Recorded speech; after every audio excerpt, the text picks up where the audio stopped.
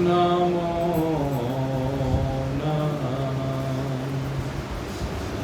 श्री कृष्णाय नमो नमः। नारायणाय नमोस्तुते।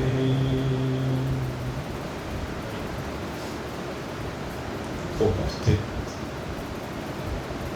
भाग्यवान सत्संग प्रेमी सज्जन वृंद, परमात्मा की असीम महान महती कृपा, जिसके कारण निरंतर हम इस मनुष्य शरीर को प्राप्त करके इसके परम प्रयोजन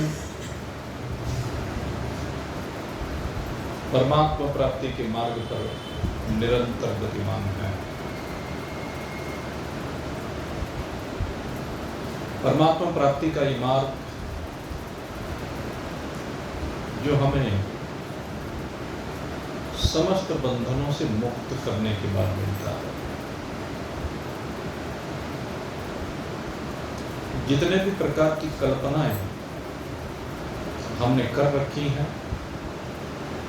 उन सब प्रकार की कल्पनाओं से छुट्टी पाकर ही हमें परमात्मा की प्राप्ति होती है, या कह लीजिए अपनी प्राप्ति होती है। परमात्मा की प्राप्ति और हमें अपनी प्राप्ति, इन दोनों में कोई भेद नहीं है। परमात्मा और हम अभिन्न हैं, दोनों के बीच में कोई अंतर नहीं है। अज्ञान के कारण से अंतर भासता है, और उस अंतर के भासने के कारण से ही हमारे इस मनुष्य शरीर की यात्रा में गुणों का खेल चलता है। और इस गुणों के खेल के चलते हुए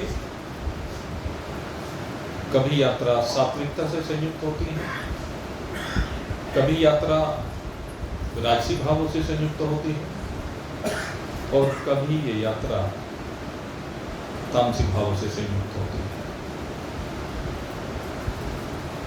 और जिस भी भाव से संयुक्त होती है, उसी भाव से जुड़कर के जीव बंधन में आ जाता है। सात्विक कर्म भी बंधन में लाने वाले हैं, राजसी कर्म भी बंधन में लाने वाले हैं, और तामसिक कर्म भी बंधन में लाने वाले हैं। कब? जब इनसे चिपकाव होता है। और चिपकाव कब होता है? जब कामना होती है। चिपकाव का कारण है कामना। लेकिन अगर यदि चिपकाव ना हो तो फिर चाहे सात्विक हो, चाहे राजसी हो, चाहे तामसी हो, ये जीव बंधन को प्राप्त नहीं होता, क्योंकि निष्कामता में बंधन होता ही नहीं। निष्कामता तो जीवन जीने की कला है, ये कह लीजिए। क्योंकि जब तक शरीर है तब तक इस शरीर की यात्रा में शरीर से, मन से, वाणी से कर्मों का योग होता रहेगा।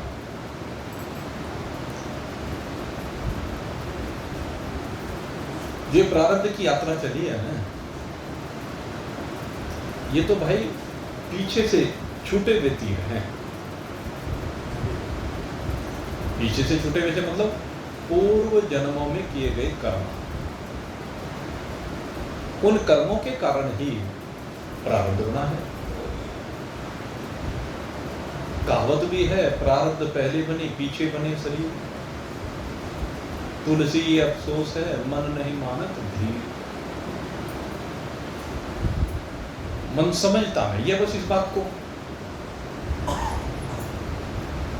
ये जीव जो यहाँ पर यात्रा करने के लिए आता है, एक निश्चित प्रारब्ध लेकर आता है, और उस प्रारब्ध के द्वारा बहुत सी चीजें पहले निर्धारित हो जाती है। जो चीजें पहले निर्धारित हो गई है उसमें अब जमा और घटा ये आपको करना है। और अगर यदि उसमें ज्यादा जोड़ दिया,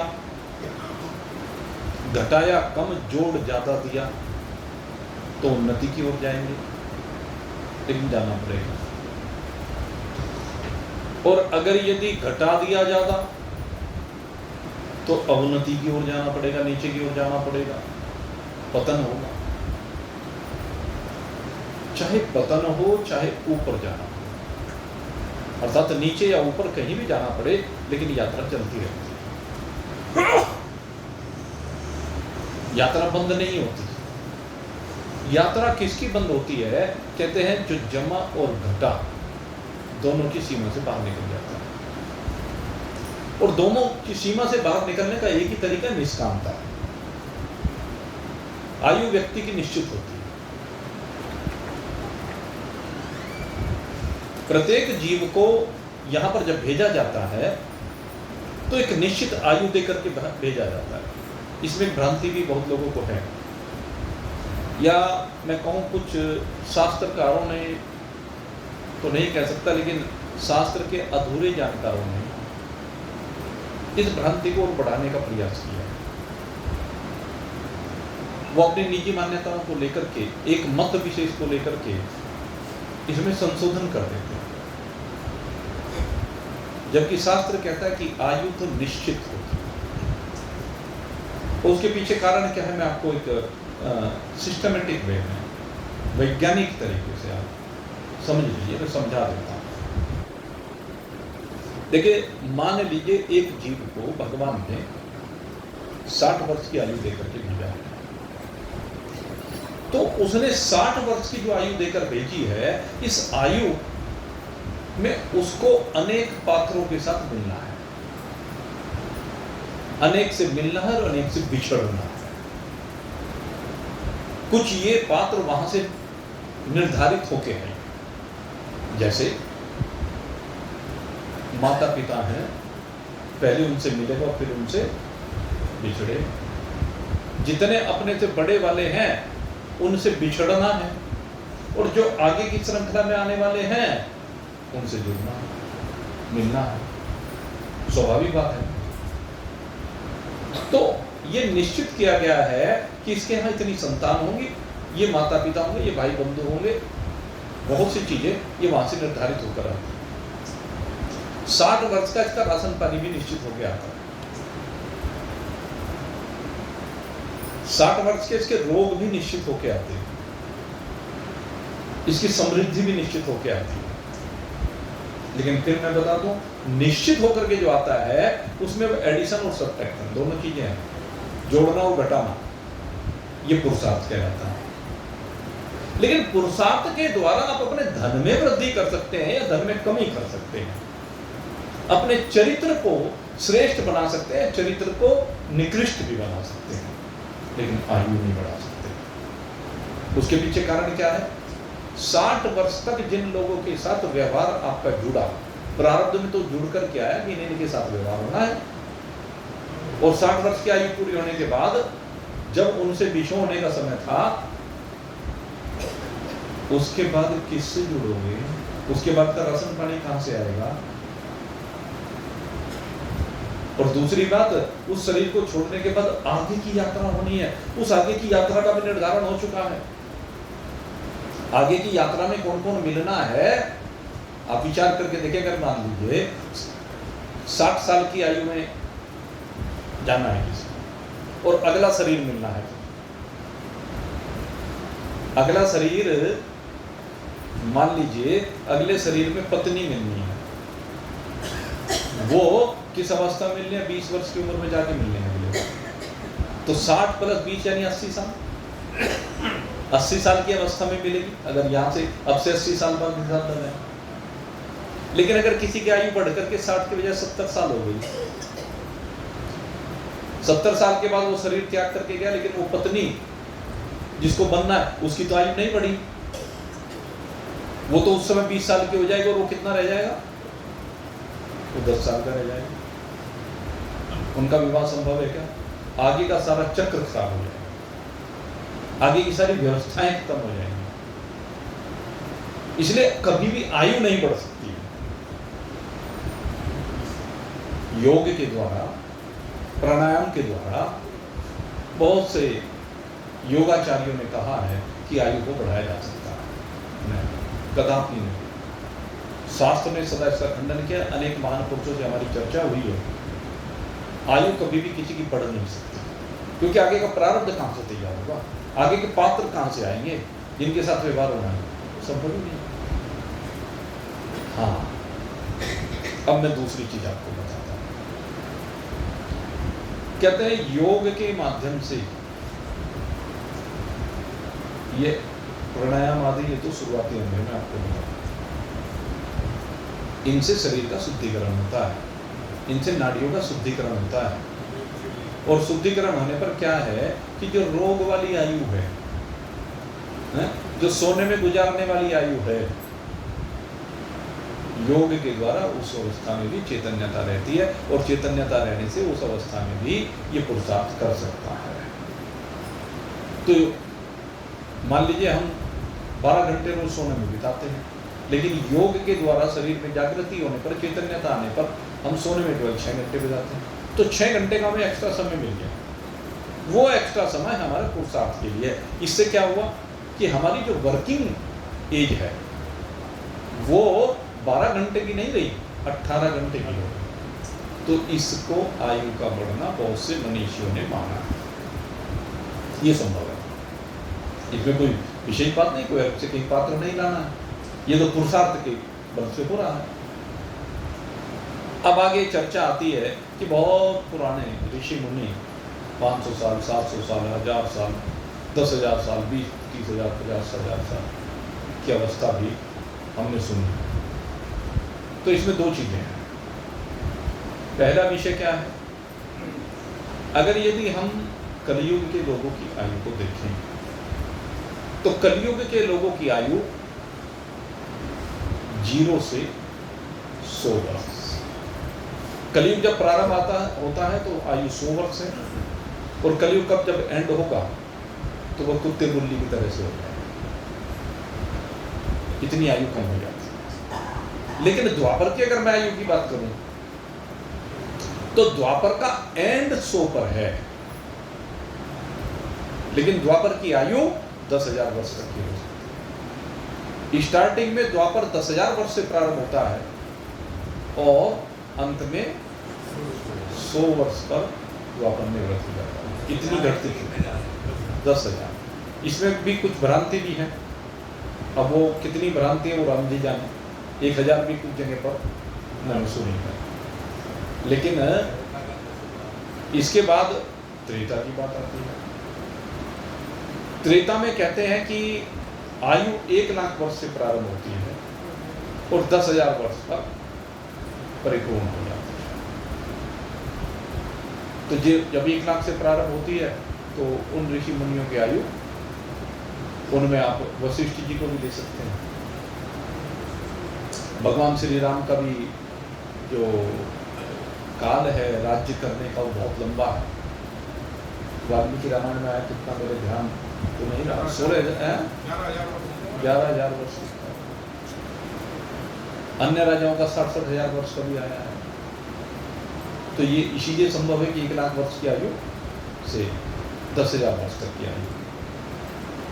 इसके बाद जब हम सत्ययुग की बात करते हैं तो सत्ययुग में कहते हैं 10,00,000 वर्ष से आयु प्रारंभ होती है। 10,00,000 से 1,00,000 वर्ष तक ये सत्ययुग की आयु है। तो इस आधार पर पुराने जो ऋषि मुनि हैं उनकी आयु अगर यदि हम देखें शास्त्रों में तो वो ज्यादा रहती है। एक विषय तो ये। अब दूसरा विषय में वो और मैं बताना चाहता हूं। दूसरा विषय क्या है, योग के माध्यम से जिनकी समाधि लगनी प्रारंभ हो गई है, जिनकी थोड़ी बहुत देर की समाधि लगती है वो तो सभी की लग जाती है। समाधि से तात्पर्य क्या है ये भी समझ लीजिए। समाधि में किसको कह रहा हूं? समाधि एक स्थिर आसन पर बैठ करके या एक स्थिर आसन पर लेट करके वो ये आसन कोई भी हो सकता है, ये आप समझिए। असली बात क्या है, जब अंतःकरण की ताप, या इससे भी आगे मैं बात करूं जीवात्मा की ताप परमात्मा से जुड़ता है, और ये परमात्मा से जुड़ करके आनंद का उस समय पान करता है, आनंद अवस्था होती है। जो पांचवी हमारी अवस्था होती है, 5 कोष होते हैं, अन्नमय कोष, प्राणमय कोष, मनोमय कोष, विज्ञानमय कोष और आनंदमय कोष। ये आनंदमय कोष की पराकाष्ठा है। यहां भी कोष है, ध्यान रखना। ये वो सच्चिदानंद वाले आनंद की बात मैंने यहां पर नहीं कर रहा हूं, क्योंकि यहां पर द्वैत है, जीवात्मा भी है और परमात्मा भी है, तो दोनों का यहां मिलन हो रहा है, दोनों एक हो रहे हैं। जीव अपने जीवत्व को भूल करके ईश्वरत्व के साथ मिला हुआ है, और उस अवस्था में इसके तार ऐसे जुड़ते हैं परमात्मा से कि बस जुड़े ही रहते हैं। अब वो जो क्षणिक जुड़ते हैं वो तो फिर आँख खुल जाती है, तो फिर इसका क्रियाशील जीवन प्रारंभ हो जाता है। लेकिन कहते हैं इसका समाधि का अभ्यास करते करते ऐसा संयोग बन जाए कि प्रारब्ध तो पूरा हो जाए। ध्यान करना है, प्रारब्ध तो पूरा हो जाए। 60 वर्ष मान लोग हैं तो 60 वर्ष पूरे हो गए, लेकिन जब 60 वर्ष पूरे हो रहे हैं, ये समाधि में चले गए। और समाधि कौन सी? अखंड समाधि। उस अखंड समाधि की अवस्था में ये एक बार जाने के बाद फिर उससे लौट करके वापस नहीं आता। इसमें ये विशेषता। और इस अवस्था में जहां जैसे लेटा हुआ है, बैठा हुआ है, जो भी अवस्था है, वैसे तो बैठ के ही होती है। विशेष रूप से मैं आपको बताऊं, सिद्धासन में बैठा जाता है। ये तो आजकल घुटनों की बीमारियां चल गई, इसलिए कहने लगे, नहीं तो सिद्धासन में विराजमान हो जाता है। योग की मुद्रा ही वही है, भगवान से तार लगाने की मुद्रा ही वही है, भगवान को प्राप्त करने की मुद्रा ही वही है, यह कहने सिद्धि प्राप्त करने की मुद्रा ही वही है। इसलिए तो उसको सिद्धासन कहा गया है। सिद्धासन कहते ही है क्योंकि सिद्धासन में जब बैठ जाते हैं तो कमर में दिक्कत नहीं होती। जिनको सिद्धासन में बैठने का अभ्यास हो जाए वो कई घंटे यूं ही बैठे रहते हैं, कमर उनकी दर्द नहीं करती, रक्त का प्रवाह बिल्कुल सही रहता है, कोई नस नहीं दबती, उसकी चेतना बनी रहती है, शक्ति बनी रहती है। तो सिद्धासन में जब वो परमात्मा से तार ऐसे जुड़े कि वो समाधि अखंड हो जाती। और वो अखंड समाधि भी ये है नहीं वास्तव में, जैसे भगवान शंकर के लिए कह दिया ना, लागी समाधि अखंड अपार। भगवान शंकर के लिए कहा जब सती का प्रसंग आता है, बीते संवत सहस 87, 87,000 वर्ष बीत गए, यानी 87,000 वर्ष तक समाधि तक के अपने स्वरूप में विराजमान हुआ। उस अवस्था में कोई हिलना डुलना नहीं है, अखंड समाधि इसको कहते हैं, 87,000 वर्ष तक। लेकिन उसके बाद कहते उसके बाद भगवान ने समाधि का परित्याग किया। बीते संवत सहस 87, तजी समाधि शंभु विनाश। लेकिन भगवान शंकर की तो आयु का कोई ठिकाना नहीं भाई। लेकिन जो जीव अखंड समाधि में गया है उसका तो प्रारब्ध पूरा हो गया, इसलिए उसकी वो आयु जब तक भी उस समाधि में रहता है, एक दिन खुलेगी जरूर समाधि, चाहे 500 साल में खुलो, 700 में खुलो, 1000 में खुलो, 10,000 में खुलो, 20,000 में खुलो, खुलेगी जरूर। और जब वो समाधि से बाहर आएगा तो सीधे परमात्मा के रूप में निवास करेगा, उसका शरीर तुरंत अक्षय को प्राप्त होगा।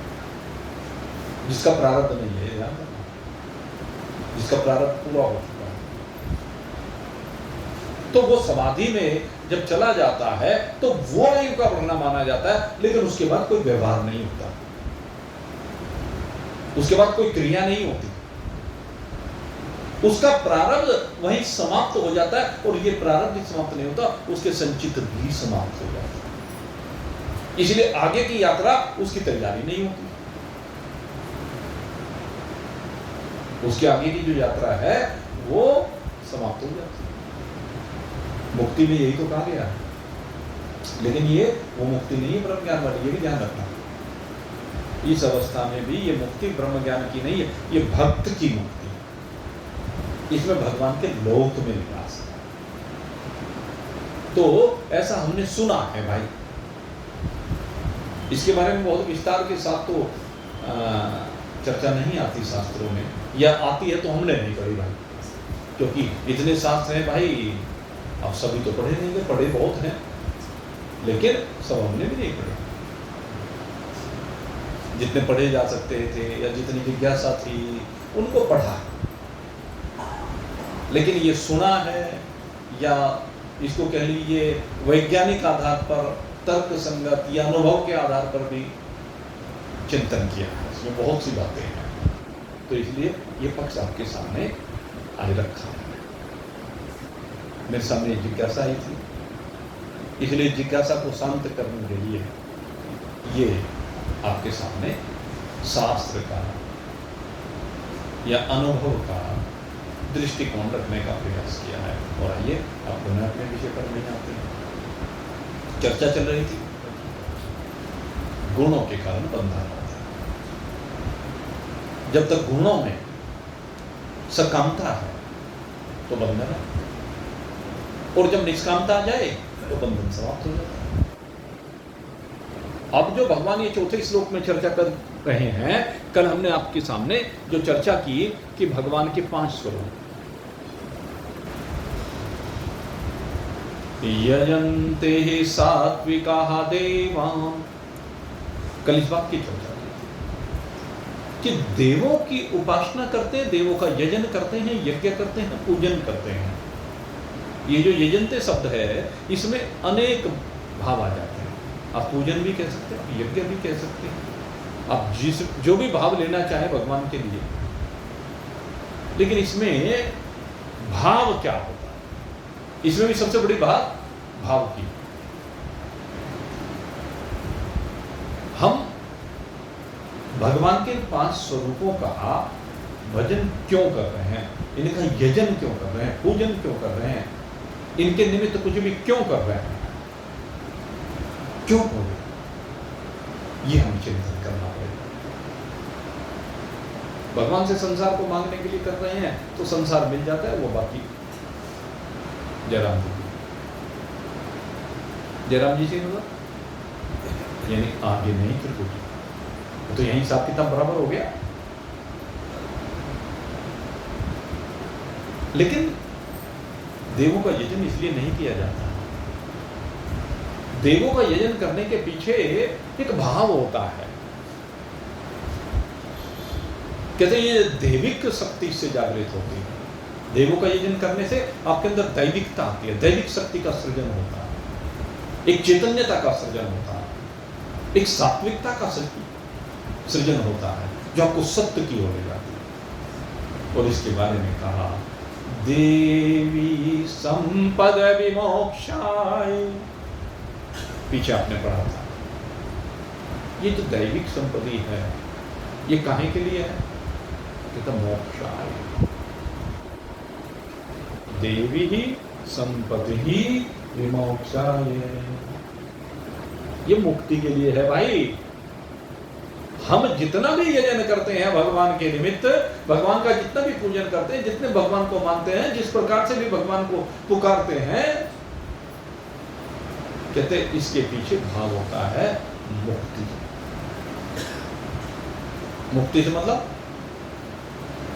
दुखों से मुक्ति, मुक्ति से मतलब आवागमन से मुक्ति। बहुत सी भावनाएं हो सकती है कि भगवान की प्राप्ति, ये भी ठीक है,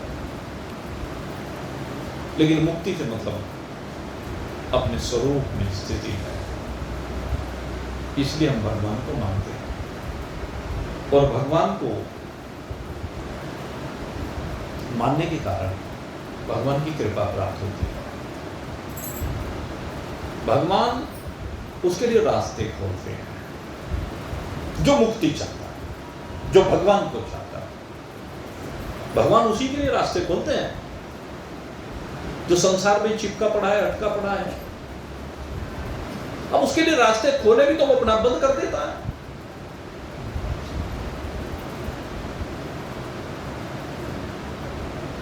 आश्चर्य हो रहा है। भगवान ने रास्ता खोल दिया, लेकिन उसके बाद भी जो परिवार में चिपका पड़ा है,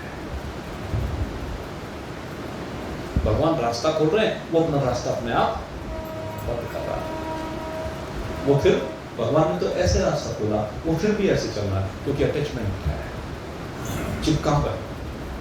वो दायित्वों को दायित्वों की तरह से न लेकर के उनमें घुस जाता है, उनसे सुख दुख प्राप्त करने लगता है। यह अधूरापन, इस अधूरापन से बाहर निकलना पड़ेगा। जीवों का आवागमन तो चलेगा, धन का आवागमन तो चलेगा भाई, पद प्रतिष्ठा का आवागमन तो चलेगा भाई, मान अपमान की श्रृंखला तो चलती रहेगी भाई, लाभ हानि तो चलता रहेगा भाई, मान अपमान तो चलता ही रहेगा भाई। मेरा ही नहीं, इनमें कुछ भी मेरा नहीं है, फिर क्यों चिपका हुआ है? सोचो, फिर भी हम क्यों चिपके पड़े हैं? अरे जीवों का आवागमन कब नहीं हुआ? अरे सब अपना अपना प्रारब्ध लेकर के आए हैं। जैसा जैसा जिसने बो रखा है वैसा वैसा काट करके यहां से चलते चला जाना है। बस सबकी अवस्थाएं निश्चित हैं। अभी बताया ना, उम्र निश्चित है, उस उम्र पर जाना ही है भाई। तेरा संयोग जितने समय के लिए लिखा है उतने समय तक यथा योग्य बर्ताव करो, उसमें अटैच होने की आवश्यकता कहां है? दायित्वों का निर्वहन ये शास्त्र की आज्ञा है, और शास्त्र भगवान से उत्पन्न हुए हैं, तो उनकी आज्ञा का पालन तो तू कर, लेकिन चिपक मत। अगर चिपकेगा तो दैविक संपदा भी तेरे अंदर होते हुए तो बंधन को प्राप्त हो जाएगा, जबकि दैवी संपत्ति ही विमोक्षाय। देवी संपत्ति मुक्त होने के लिए मिली है तुझे। भगवान ने जब तेरे ऊपर कृपा की, जब तेरी चाहत बनी है, तो जरा उसी ओर बढ़ बस, और सब चीज काम कराओ। परमात्मा परमानेंट है, बाकी सब टेम्परेरी है भाई। जीवों के आवागमन से दुखी मत हो। जीवों के शरीरों में होने वाली विकृतियों से व्यतीत होने की तुझे आवश्यकता नहीं है। सबके शरीर में होगी भाई विकृति तो, और इस विकृति का कारण सीधी बात है, अपने पाप है भाई। ये भी मैं बताऊं, जिनको जो भी कष्ट मिल रहे हैं, जिनके शरीर में जो भी विकृति आ रही है, सारे अपने पाप की सजा है। मान ले तो या ना मान ले, हम तो मानते हैं भाई। अब रोने से तो कुछ होने वाला नहीं है। अब हम बिना सहारे के, हमारा शरीर पिछले 30 साल से 35 साल से बैठने वाली स्थिति में नहीं। हकीकत बताऊं मैं, 24 घंटे कमर गड़बड़ कर रही है, 24 घंटे, लेकिन उसके बावजूद हम सिर में दर्द ही नहीं करते। कर रहे तो करने दे भाई, इसमें मरा जाए, ये पाप की सजा है, जो कर रखे होंगे कट जाएंगे, है पाप की सजा, सीधी बात है। हम ये क्यों कहें? आपको जो नियम है वो नियम तो सबके ऊपर लागू होगा भाई। दे धरेगा दंड है, सबका हुक्म होए।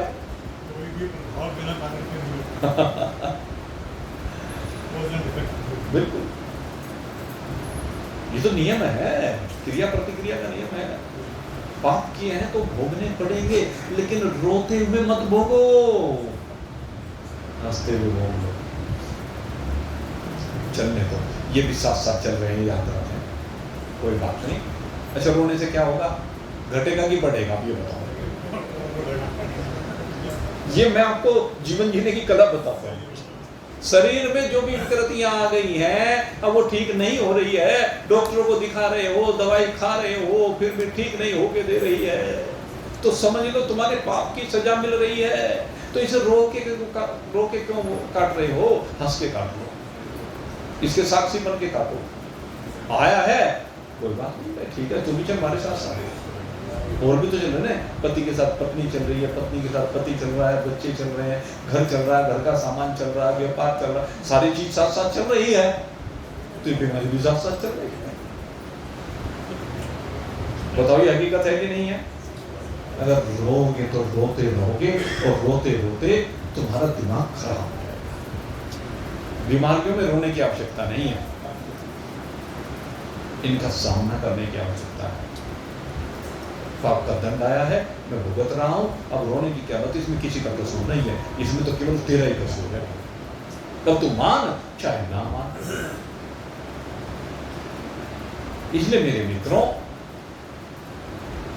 सहज होना सीखें, जीवन को सहज भाव से जीना सीखें। जैसी भी जिसकी परिस्थिति है, अमीर है तो अमीरी में जीना सीखें, गरीब है तो गरीब की तरह जीना सीखें।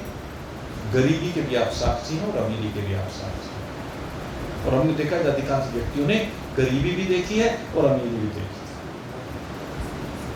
ये तो जीवन का उतार चढ़ाव है। पहाड़ की चढ़ाई कभी और कभी उतराई, उतराई सुखद होती है, चढ़ाई दुखद होती है। तो ऐसे ही है भाई उतार चढ़ाव जीवन का।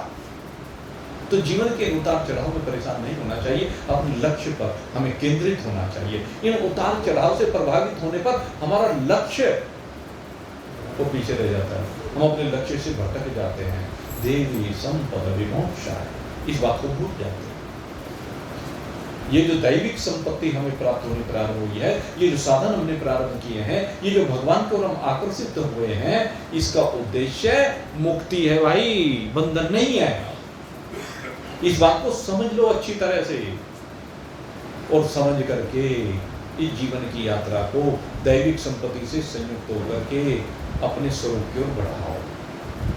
तो पहली बात तो ये आपके सामने हम रख दी गई, अब इसे समझ लेना या ना समझ लेना। तो इसमें किस किस को माना कि भगवान के जो 5 स्वरूप माने, कल जिनकी चर्चा की, भगवान नारायण, भगवान सदाशिव, भगवान सूर्य नारायण, भगवान गणपति बाबा और माँ भगवती, ये 5 भगवान के स्वरूप हैं, या इनके अवतार वो सब भगवान के स्वरूप हैं। कहते हैं इसके अलावा शास्त्र जो है आज्ञा देता है, उनको भी सात्विक कहता है। कहते हैं जो 12 आदित्य, 12 आदित्य होते हैं, यानी अदिति के जो 12 पुत्र हैं, जो उनकी उपासना करते हैं या उनके माध्यम से उपासना करते हैं, 8 वसुओं के माध्यम से उपासना करते हैं, 11 रुद्रों के माध्यम से उपासना करते हैं और 2 अश्विनी कुमारों के माध्यम से उपासना करते हैं। तो 33 प्रकार के देवता होते हैं, और जितने भी देवता देव योनि को प्राप्त होते हैं, यहाँ मनुष्य शरीर से जाने के बाद बहुत हैं जो देव योनि को प्राप्त होते हैं। तो वे जो देवता हैं वो इन्हीं 33 श्रेणियों में आ जाते हैं, या कह लीजिए इन 33 से ही जुड़ जाते हैं। कुछ इंद्र से जुड़ जाते हैं, कुछ वरुण से जुड़ जाते हैं, कुछ अग्निदेव से जुड़ जाते हैं, कुछ वायुदेव से जुड़ जाते हैं, इत्यादि इत्यादि। तो ये कुल मिलाकर के 33 प्रकार के देवता हैं। कहते हैं इन 33 प्रकार के देवों की भी निष्काम भाव से पूजन करना, ये शास्त्र की ही आज्ञा, ये शास्त्र की आज्ञा के अंतर्गत ही आता है भाई, शास्त्र की आज्ञा से ये भिन्न नहीं है। हमारे तो विधान है, जैसे हम गणपति से प्रारंभ करते हैं, जब हम पूजन करते हैं तो जैसे कर्मकांड में बता रहा हूँ आपको, कर्मकांड में आपने देखा होगा वेदियां बनाई जाती हैं, और जो वेदियां बनाई जाती हैं उनमें सबसे पहले गणपति पूजन होता है, माता लक्ष्मी का पूजन होता है, ओंकार का पूजन होता है, उसमें वरुण देव का पूजन होता है, उसमें बीच में नवग्रहों का पूजन होता है, नवग्रहों के साथ साथ वास्तु पुरुष का पूजन होता है, 64 योगिनियों का पूजन होता है, 16 माताओं का पूजन होता है, और सप्त ऋषियों का पूजन होता है। इसी प्रकार से हमारे यहाँ ये सब देव पूजन है। अब इनमें भी क्या है, एक तो हम इसका पूजन जो करते हैं ये सब इनमें सकाम भाव होता है अधिकांश, तो सकाम भाव से तो इनका फल साथ साथ मिलकर के हिसाब बराबर हो जाता है। लेकिन कहते हैं अगर जब हम शास्त्र आज्ञा, क्योंकि ये जो अध्याय चल रहा है वो शास्त्र की आज्ञा की बात पूछी है कि शास्त्र की आज्ञा के अनुसार और शास्त्र की आज्ञा के विपरीत जो अपने मनमाने ढंग से करें, तो शास्त्र की आज्ञा ये कि ये पूजन करें तो जरूर, लेकिन ये पूजन भी निष्काम भाव से करें, भगवान की उपासना है, ये भाव इसमें रहना चाहिए और इसे विधि पूर्वक करें। पूरी विधि क्या है? जब भी आप जिसको भी अर्पित कर रहे हैं, जिसमें जिस देव का पूजन आया, वास्तु पुरुष का पूजन आया, वास्तु पुरुष को सब चीजें समर्पित की जा रही है, तो जो वास्तु पुरुष को सब चीजें समर्पित की जाती है ना, तो उसमें भाव ये होना चाहिए, ये मैं भगवान का भोग लगा रहा, इससे भगवान प्रसन्न होंगे, इससे भगवान मुझे मेरे लक्ष्य की ओर लेकर के जाए, और मेरा लक्ष्य मुक्ति है, मेरा लक्ष्य धन नहीं है, वैभव नहीं है, संपत्ति नहीं है, संतान नहीं है, मान सम्मान पद प्रतिष्ठा नहीं है।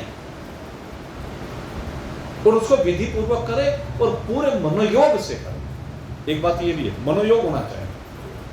जब आप पूजन में बैठे हैं तो मनोयोग से, शास्त्र की आज्ञा के अनुसार। और हमने अच्छे अच्छों को देखा है, क्या हो गए तो कोई, असल में मैं सारी बातें कह देता हूँ, अब कोई माने या ना माने, क्योंकि मेरा तो दायित्व है भाई कहने का। देखो मैं आपको साफ बताऊं, हम इतने भाव के साथ पूजन करते हैं। कोई भी पूजा घर में रखी जाती है या कहीं सामाजिक स्तर पर पूजाएं होती हैं, और हम बहुत समझाते हैं सबको। जब भी कोई ऐसी पूजा में बैठता है तो पूजा में मैं सबको समझाता हूं, भाई हमारे यहाँ षोडशोपचार पूजन का विधान है। जब षोडशोपचार पूजन किया जाता है, सबसे पहले अर्घ दिया जाता है, पाद्य दिया जाता है, हाथ धोना, पैर धोना, आचमन करना, यही सब चीज तो है ये भाई। यहीं से तो परंपरा शुरू होती है। स्नान आदि कराना, स्नान कराने के बाद उनको वस्त्र देना, ये वस्त्र देने की जो परंपरा है ना, ये बहुत जरूरी है। अब प्रतीकात्मक रूप से भले ही आपको धागा दे रहे हैं, चलो धागा तो दो कम से कम। अगर वस्त्र दे सके तो बहुत अच्छी बात है, और वस्त्र नहीं दे सकते तो धागा तो दे, ठीक है। दूसरे उसके बाद भाई वस्त्र आदि भेंट करने के बाद फिर भोजन कराना है। अब भोजन के अंतर्गत जो भी आप उनको दें, दूध दें, दही दें, घृत दें, शहद दें, मिष्ठान दें, फल दें, ये सारी चीजों का विधान है। अब आप सोच के देखो, ये सब चीज दिलवाते आप लेके भी आते हो। मान लीजिए फल अर्पण करना होता है, अब फल लेकर के आए, एक सेब लेकर के आओ, लाते हैं, कोई सेब लाता है, कोई केला लाता है, कोई आम लाता है, जो भी जो समय पर मिल जाता है, सब फल लेकर के आते हैं और फल भी चढ़ाते हैं, दूध दही भी चढ़ाते हैं, सब चीज समर्पित करते हैं। एक सेब कितने रुपए का आता है? 200 रुपए किलो आ गई भाई, बढ़िया सेब 200 रुपए किलो, 5-6 ही चढ़े बस, 7-8 चढ़ जाएंगे, 25 रुपए का एक सेब कम से कम पड़ेगा। वो 25 रुपए का सेब चढ़ाने में दिक्कत नहीं है,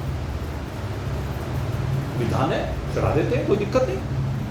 पंडित जी गिन के पहले बता देते हैं, जितने पूजन होते हैं उनका रोज का अभ्यास है, बता देते हैं, 1-2 फालतू बता दिया, भाई इतने लेते आना, तो उतने सब जगह चढ़वाते चले जाते हैं। मिठाई के पीस भी उतने हम लेकर के आ जाते हैं। अब जब मिठाई के पीस लेकर के आते हो, अब मिठाई का एक रसगुल्ला लेके आओ, 20 रुपए का, 15 रुपए का पड़ेगा, पड़ता है कि नहीं पड़ता है? वो सब चीज हम करते हैं, बड़े मनोयोग से करते हैं। लेकिन उसमें बाद में फिर ये भी कहा कि जो भी देव है उसको दक्षिणान समर्पयामि, बस यहाँ गड़बड़ करते हैं। और मैंने खूब अच्छे अच्छे लोगों को देखा, मैं आपको सही बताऊं भाई, शास्त्र विधि यही है, बिना दक्षिणा के कभी भी कोई यज्ञ पूर्ण नहीं होता है। मैं आप लोगों को बताना चाहता हूं, और कोई समझे या ना समझे, कोई भी यज्ञ, कोई भी शुभ कार्य बिना दक्षिणा के कभी पूरा नहीं होता। मंदिर में जाओ तो आप 1 रुपया चढ़ा के आओ, वो नहीं है, लेकिन समर्पित जरूर करना चाहिए। किसी भी मंदिर में जाओ, खाली हाजी हम तो रोज जाते हैं, रोज शिव जी महाराज पे जल चढ़ाते हैं। ठीक है, बड़ी अच्छी बात है, जब शिव जी महाराज पे जल चढ़ा रहे तो अगर वहाँ एक सिक्का चढ़ाई आए तो उसमें क्या फर्क पड़ गया आपका? फर्क पड़ता है क्या उससे? कोई फर्क नहीं पड़ता। लेकिन वो गंगा जी वहीं से जल भरेंगे, वहीं से फूल तोड़ेंगे, वो तो खूब चढ़ाए आएंगे, लेकिन वो 1 रुपया नहीं चढ़ाते, भक्त पूरे बने रहेंगे। किसी भंडारे में जाएंगे और भंडारे में जाने के बाद खा पी के यूं ही चल देंगे। अरे तू ज्यादा नहीं दे सकता, एक सिक्का डाल के आज के लिए, वो भी यज्ञ है। कोई भी यज्ञ अभी इसमें आएगा 17वें अध्याय में और 18वें अध्याय में कि कोई भी यज्ञ अन्न के दान बिना और दक्षिणा के बिना कभी पूरा नहीं होता है। लेकिन वहां पता नहीं हम क्यों लालच कर जाते हैं। हम इतने बड़े बड़े आयोजन करते हैं, इतने मोटे खर्च करते हैं, लेकिन जब देव पूजन में दक्षिणा चढ़ाने की बात आती है तो वहां पर हम पीछे रह जाते हैं। मैंने बहुतों को देखा, और ऐसे भी देखे जो बहुत आगे रहते हैं इस काम। भाई शास्त्र का विधान पूरी तरह से मानो, यही तो मनमाना आचरण है। इसी के लिए तो भगवान ने कहा कि वो शुभ कार्य भी कर रहा है, लेकिन उसके बावजूद कौन से लोगों को जाता है? 16वें अध्याय में यही तो चर्चा आई, उसी के ऊपर हम चर्चा कर रहे हैं। अब मेरा तो इसमें कोई प्रयोजन है नहीं, मेरा प्रयोजन आपको दिशा निर्देश देना, इसीलिए मैं बातें बिल्कुल स्पष्ट कह देता हूं।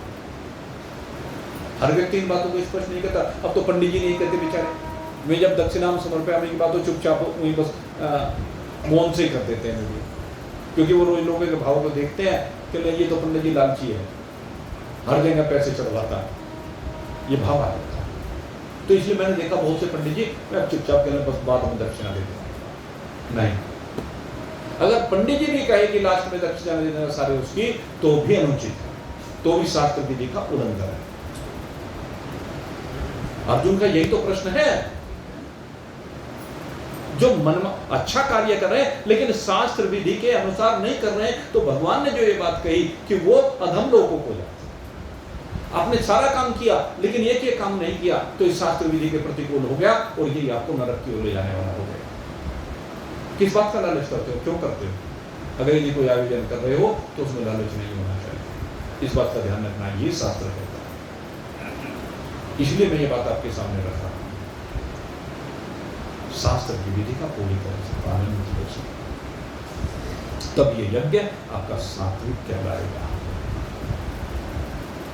नहीं तो श्रद्धा खूब है, भागवत का आयोजन कराया, राम कथा का आयोजन कराया, कोई पाठ बैठाए, यजमान बन गए, लेकिन उसके बाद आपको विधान की बात बता रहा हूं, जब भी कोई भी यज्ञ आपने पूरा किया, भागवत आपके सामने, तो भागवत पर कुछ न कुछ दक्षिणा जरूर चढ़ाई जानी चाहिए जब पूरी हो जाती। कोई भी स्रोत आपने घर पे पंडित जी से कोई पाठ कराया, सपोज गरुड़ पुराण करा दें या अन्य कुछ भी घर पर कोई भी चीज कराते हैं, तो भाई वो परिपूर्ण होने के बाद वहां दक्षिणा भी जरूर समर्पित की जानी चाहिए। दूसरे, जब भी किसी पंडित को आप भोजन कराते हैं, पंडित को भोजन कराने के बाद दक्षिणा जरूर दी जानी चाहिए। आपने मान लीजिए कोई भी घर में पार्टी करा रहे हैं, जैसे मैं पाठ की बात कर रहा हूँ, अब रोज पाठ होते हैं और पाठ के बाद रोज भोजन भी होता है, तो जब आप भोजन करा रहे हैं पंडित को, तो प्रतिदिन उसको दक्षिणा भी दी जानी चाहिए। दे कुछ ही, वो आपके अपने विचार। भोजन की दक्षिणा अलग होती है और उस कर्मकांड की दक्षिणा अलग से दी जाती है। आप प्रतीकात्मक रूप से दें, मैं ये नहीं कहता, लेकिन शास्त्र विधि यही है। अगर यदि आप किसी के लिए भोजन भेज रहे हैं, महात्मा के लिए भोजन भेज रहे हैं, मैं आपको कई बार ऐसा हो जाता है कि मंदिर में भिजवा दो भाई, तो उसमें भी कुछ न कुछ दक्षिणा जरूर रख करके देनी चाहिए, खाली मत भेजो। बिना दक्षिणा के कोई भी यज्ञ परिपूर्ण नहीं होता है। ये आपको मैं यहाँ शास्त्र की बात बता रहा हूँ, क्योंकि यजन्ते सात्विकः देवान्, क्योंकि हम देव यज्ञ कर रहे हैं, क्योंकि हम देवताओं को प्रसन्न करना चाहते हैं, क्योंकि हम भगवान को पाना चाहते हैं। जब भगवान को पाना चाहते हैं तो भगवान की आज्ञा के अनुसार ही भगवान मिलेंगे। अगर भगवान की आज्ञा के अनुसार हम बात को मानेंगे, अगर यदि हम भगवान की बात को नहीं मानेंगे ना तो बात नहीं। हमारी समस्या यही है, हम भगवान की बातों को अक्सरत नहीं मानते। जो ठीक लगती है, ठीक तो सारी लगती है वैसे तो, लेकिन उसमें से जो अपने अनुकूल सी लगती है उसे मान लेते हैं, और जो जरा सी भी हमें प्रतिकूल सी लगती है उसे हम नहीं मानते। मेरे मित्रों, आप सत्संगी हो, ना मानने वाले तो बहुत लोग खड़े बड़े हैं संसार में, लेकिन सत्संगी कोई प्रेरणा लेनी चाहिए कि वो शास्त्रोक्त बातों को 100% मानेंगे, अपने परिवार में 100% मानने की आगे की पीढ़ी को सिखाएंगे, उनको प्रेरित करेंगे, उन्हें समझाएंगे, तभी तो परंपरा आगे बढ़ेगी ना। नहीं तो उनको कैसे पता चलेगा। अब विचार, इसलिए शास्त्र की बातों को अक्सरत अपने जीवन में उतारिए, तभी आप दैविक संपदा से संयुक्त होंगे। और ये दैविक संपदा दैवी संपदे विमोक्षाय, दैवी संपत्ति से आपको मुक्ति मिलेगी, अर्थात परमात्मा मिलेंगे, अगर परमात्मा को चाहते हैं। और भाई संसार को चाहते हैं तो लगे रहो भाई, फिर तो संसार मिलता रहेगा, अनवरत यात्रा चलती रहेगी, एक शरीर से दूसरे शरीर में आवागमन होता रहेगा, एक भाव से दूसरे भाव में जाते रहेंगे। अब वो अपनी इच्छा है भाई, किसे जाना है और किसे नहीं जाना है। हमने तो शास्त्र की बात खुल करके आपके साथ रख दी। अब हम तो यही कहेंगे कि 100% मानो, और जो नहीं मानते तो भाई नीचे नरक में जाने की तैयारी कर लेना। बोलिए सच्चिदानंद भगवान।